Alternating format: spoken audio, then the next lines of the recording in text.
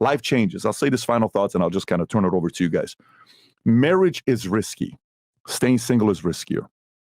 Having kids is risky. Being childless is riskier. Okay? Believing in God is risky. Not believing in God is riskier. Being part of a startup is risky. Taking the safe route is riskier. Making investments is risky. Not making any investments is riskier. This whole notion of what's risky and what's, even marriage, you're like, well, in America, it's the worst place to get married. You're right. I agree. I don't disagree. You know, we're talking to a person who lives in Chile, and this person's going through a divorce. It's a girl going through a divorce. And I said, so how are things with the divorce? He says, well, in our country, everything's about the man. I says, what do you mean? He says, it's not like America. Here, if I want to take my kids to the States, he has to give me permission to take my kids to the States. So guess what? In Chile, if you get married, men are more protected than who? Women. In America, who's protected? It doesn't matter what you say. She's protected, right? Okay. Yeah. But guess what? Can we be a little bit more wiser in the way we get married? Can we have better lawyers to write up a better prenuptial? Instead of being cheap and spending $1,500 on a prenuptial, can we spend $8,000 or $5,000? Yes. Can we structure, especially if you have money. If you don't have money getting married, you can't bitch about it because you were broke before you got married. But if you are a guy that has money and then you get married and you then have to give 50%, you were lazy. You didn't want to go out there and get the right prenuptial in place. We can make the better choice as men to lead the family. All of those things are in us. Sometimes I also believe this messaging of, you know, what we're doing and, you know, women are this and women are that and men are this and men are that. Totally fine. Hey, you know, all men are dogs. Okay, you can say that all you want. You know, all men are dogs. All they're going to do is they're going to do this, that to you. Good luck thinking that way for the rest of your life. Go ahead. Believe your mom. Well, you know, your father cheated on me so many times. Mary, let me tell you, all men are dogs. Mary, go ahead and believe that. See how that pans out for your life. Let me tell you, all women, they're all bitter. This was there. No problem. Go think that. And then you're on a date with this girl. It's getting serious. Like, this could be my wife. And then at some point in the relationship, after like 6, 12 months, you're like, maybe I'm going to marry this girl. You know, when you're looking at her, what you're telling yourself, here's what you're thinking. You're saying, okay, I'm probably going to marry you. I think there's a 60% chance this thing's going to work out. I think there's a 70% chance this thing's going to work out. I think 50% we're going to make it work. You'll never tell her this, but you're going to have that moment where you think about it. Okay, if you're not thinking about it, you're drunk. But let's just say you're not drunk and you're thinking about it, you're going to say that. If you say 100% this is going to work out, you're a fool and you're naive. No one's going to get married. It's a 0% chance working out. Why would you get married? But you have a number that you think about.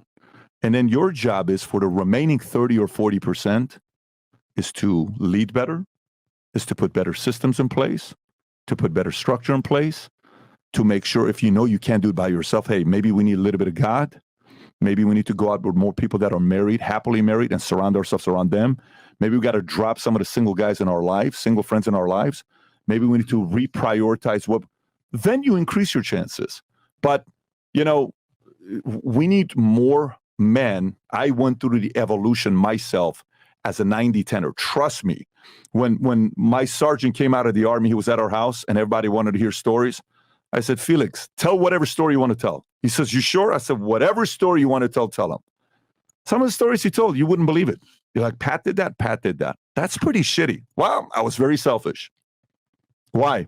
Hey, almost every man that goes through the selfish phase, you know what the requirement, the prerequisite is for a man to become a 90-10 when they just run through 50, 100 girls? You know what the prerequisite is? One girl cheats on you. Some of the best men, most powerful men in the world, one girl screws them over. And then they're like, you know what, done. Here's what I'm going to get even with you by going through this. Totally get it. We've all been through it. And then after you've done what you've done, eventually you're still going to be like, you know what? There's still a risk. I'm willing to take that risk. But here's how I'm going to take the risk. Let's go play ball. And then if you think you're going to find a better man out there, go ahead. Good luck to you. I'm going to give the argument there's no way in the world you're going to find somebody like that. And guess what your job is to me? Wife, what's that? Your job is to also tell me, good luck finding somebody that's going to have your back better than me. Good luck. Good luck finding somebody that's going to support you as much as I'm going to support you. That level of accountability from both sides makes both people improve, okay? And then, I'm watching this one recording between 4 couples. One is they're about to get married. One is a newly married. One, they're in their 30s, 40s. They've been married for like 15, 20 years. And one, they've been married for 40 years. So everybody's given the problems that they're going through, okay? Then the ones that have been married for 40 years, they're in their 60s. They say, yeah, it's great. Well, let me tell you what happened with us.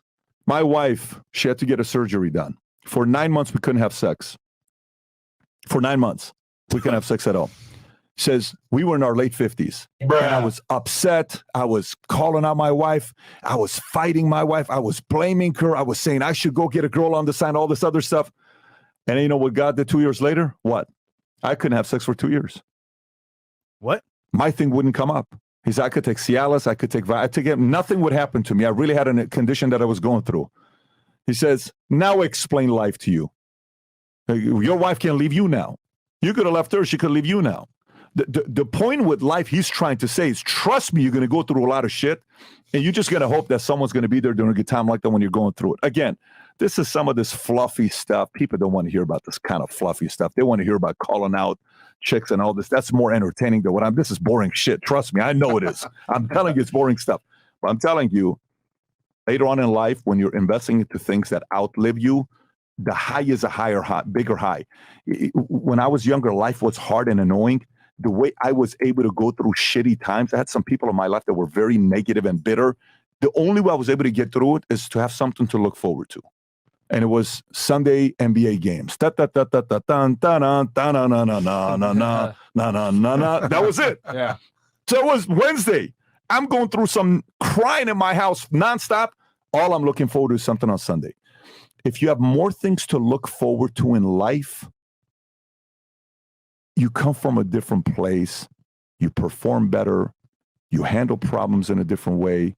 You're a little bit more patient, because you have so many more things to look forward to. And it's very hard to position yourself to be there, because that also comes with a lot of pain, heartache, risk. Because the same we have a lot of things to look forward to, is also means a lot of shit can break. Yeah. A lot of things can go against you. But the alternative is just not a life worth living for. I got to tell you, you got Chef PBD in the kitchen cooking right now, guys. I agree with what you said 110-fold. But could we just adjust the marriage thing? I think marriage is great, but in a certain context of, for example, where you do it and how you do it. So let's say we can get married, but not by the state.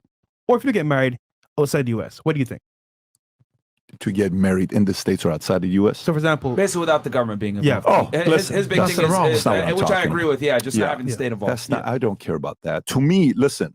You're talking about the actual. I'm talking about the actual marriage in itself. You don't care about the state being involved. Man, go get married in a church. Go get married. So listen, babe. Okay. Church. By the way, you can put a structure and say, babe, I'm going to get married. I'm not getting married by the government, but I'm going to get married based on our religion, our church. You good with that? Or else I'm not getting married. That's no fair. problem. Perfect. Yeah. There you go, chat. So you can do it smart. Yeah. I think as long as you don't have the state involved where she could take you to the cleaners and destroy you, and you mitigate for risk, I think that's something that's a little bit more acceptable. Or you could just have 4 wives so they behave anyway. So like Myron. It's a pick and choose. Cool. Where are you planning on getting these 4 wives? I have to ask you. Well, just in his defense. Yeah. He's doing it right now. Wink, wink. Okay. It's there's a difference between wives and So concubines. Look, hold on. Just for context, man. Yes. We went on a double date. Well, just Who met on a double date? Hold on. Me and Myron. Well, to make it more realistic. That's how you guys met? No. Recently, right? Oh, a couple days ago. gotcha. Imagine if that's how the Fresh&Fit Podcast Gecko. started. Gecko, right? 2 girls. You guys are the gentlemen on the date. I was with one What's up, girl. y'all? Yeah. He was with 3 girls. So I think he's doing it very well right now. Where he's mastering the skills of by the way, having 4. Do you know Ronald Reagan? There was a book called Killing Reagan. Okay. And when Reagan went through the first divorce with Jane Weinman, what's her last name? Yeah. Why did I say correctly? Yes. When they went through a divorce, this was the first time he was single, and he was a B Hollywood actor, extremely handsome, in his late 30s or mid 30s, something like that. You know what advice he got? Because at that time he hadn't been with too many girls. The number was like he had been with 10 girls. Ronald Reagan. One of the advice he got from a lot of people says, listen, you're not going to be single for too long, Go have as much fun right now as possible. And the story of that in the book, Kill on Reagan, is Reagan went on a 2-year run where he was just playing and having a blast. And then he gets that out of his system, because the problem is if you don't get that out of your system, later on, what about this? And what about that? And what about this? Do what you got to do right now. Yep. But I'm telling you, eventually you're going to be bored out of your mind. Well, this is the exact conversation that we had when you were on Sozcast and what Ben Shapiro reacted to. Oh, yeah. When I was like, listen, when should a guy consider getting married? You said 35 years old, should have 6 to 12 saved up. Yeah. He should be making $100K a year. He should have his fitness on point, and he should be with 50 women. And I jokingly, I was like, all right, time for me to get married, because I'm at that phase and season of my life. Yeah. And Ben Shapiro had a meltdown. Yeah. He went crazy. He did not understand that concept. Yeah. But if you can do that, I certainly think you should explore those options. Yeah, I mean, I think that's kind of Ben Shapiro. Just he got lucky, Not exactly right? the ladies' man. Yeah, he got lucky, Brainiac, right? And though. he basically lost to Virginia and married the woman that he's currently with, and it worked out, which is fantastic. That's great. But to go ahead and try to attribute that to the rest of the male population The masses. in 2023, when we know women are more promiscuous than ever before, we don't have religion as a buffer anymore. We Social don't have media. a father figure a lot of the times in these households. Like all the buffers and the training wheels that kept women in line and kept them honest and good, nurturing women, they're kind of gone from society. And if anything, society's incentivized women to if anything, society's kind of incentivized women to behave in a way that isn't to being a good girl and a loyal girl for you as a man. So I just say, to combat that, you got to have these things in place for you. But Ben Shapiro doesn't understand that the dating game has changed significantly from when he got married. I mean, when did he get married? Like maybe 5-10 years ago, something like that. Yeah. Like even in the past 5 years has changed significantly. With Instagram and dating apps. Also, I would say this. I was on the Andrew Schultz podcast 3 days ago in New York. What's today? Today's Monday. Oh, Thursday. flagrant? Or not so flagrant. Yeah. So I was on Schultz's podcast, and I'm a big Schultz guy. I think the guy is, but to me, is the modern day Johnny Carson. Anyways, I'm a big fan of the guy. I think he's a pure talent. But I'm sitting there with him, and he's got his 4 other guys on the set with me. Okay, his crew. Your boy Akash. Yeah. Okay, Akash being one of them. By the way, Akash has only had sex with one girl in his life. Oh yeah, we're aware. Oh, we know. We're And very then aware. there's another guy named Mark, same as well. Mark. Akash, I think, is a very good-looking guy. And Mark also thinks a very good-looking guy. Pause. They chose. What is the pause? They chose this route. To me, what I think is the problem is just as much of where you're looking for the girl as it is the girl. So if I'm going to the club to find a wife, you're gambling. Yeah, it's L. But if I go to a church or community I'm a part of, I'm like, I keep telling this guy, go to the temple. Keep going to the temple. This guy's temple is the nightclub. It's the wrong temple. Girls. And he says he wants to get married. You don't want to get married. He's like battling. Oh, be player, be this, be that, be this. And FYI, the longer this goes and the more options you have, the harder it is to get married. Let me say this. There we go. For most men out there, There we go. if you can pick the Saz path of being 40, having, money, muscles, game frame, that whole thing, playing your field, having options, or going the Ben Shapiro Akash route, gentlemen, test drive as many fucking cars as you possibly I'll take can your side with before that one. you buy a vehicle for the rest of your life. I would debate that. And I'm telling you, I'm not Akash and I'm not Ben Shapiro. I'm not. Yeah. I'm telling you, I'm not either one But of you're them. not advocating marrying one woman, the first girl you sleep with. But I'm not advocating that either. But I am telling you, for somebody that is in the faith-based community, Ben Shapiro is Jewish. Akash is not Jewish. I think Akash is an Indian guy. Is Akash Indian? I don't know what nationality is. Yeah. So I think he's Hindu. Yeah, if it is within that community, go at it. And by the way, you're thinking, you've been smooth. Let me tell you guys a crazy story. This is the problem with this guy. Okay, I'm in. Where am I? Was I in Montana or was I in? Is this your Aspen story? Aspen. I'm in Aspen. Check this out. I go to the Four Seasons to get a massage. Okay, this girl comes out to give me the massage. So I'm sparking a conversation. So where are you from? I live here. Where are you originally from? Miami. Oh, really? Yeah. Well, what part of Miami? Such and such. What college you go to? Florida State. How old are you? 40. Okay. do you know a guy named Adam Sosnick? She stops. How do you know Adam? I said, how do you know Adam? He says, well, no, trust me, I know what you're asking. I'm not the one. It wasn't really me. It was really my girlfriend. And, then Naomi.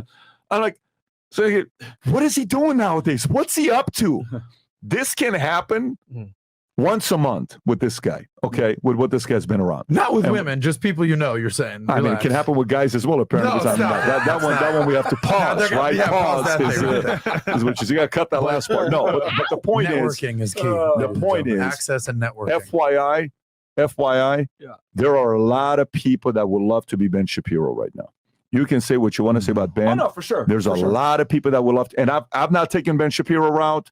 I was not ready. I was not a guy that believed in marriage. I was anti the institution of marriage. I did not believe in it. I was an atheist for 25 years of my life. I was super paranoid, super skeptical. And then one day I'm like, yeah, I'm changing my strategy. I think I was 28 when I did that. So if you like this clip and you want to watch another one, click right here. And if you want to watch the entire podcast, click right here.